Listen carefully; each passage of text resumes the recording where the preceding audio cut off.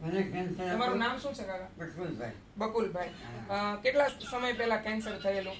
મને 3 વર્ષથી કેન્સર છે હા હા અને 2 ઓપરેશન કર્યા છે.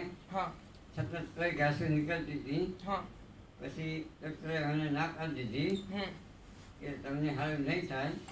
પછી અમે વસી લીધું હા હા અને એનાથી મને ઘાસુ બધી ઓગળી ગઈ છે હા હા અને હવે મને સારું થયું. અરે વાહ વાહ વાહ જોરદાર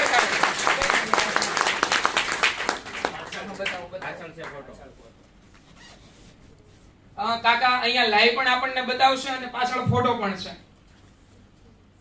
આ બધી જ ગાંઠો જો ઘાસ હતી ને હા હા આ ઓગળી ગઈ. આ બધી જ ગાંઠો ઓગળી ગઈ. અહીંયા તો સુકાઈ ગઈ. કાકા તમે આવી કલ્પના કરી હતી કે આવું એક મશીન આવશે ને મારી ગાંઠો ઓગાળી દેશે? નહીં કરતા નથી. હવે મારી જિંદગી પૂરી થઈ ગઈ એમ માનતો હતો.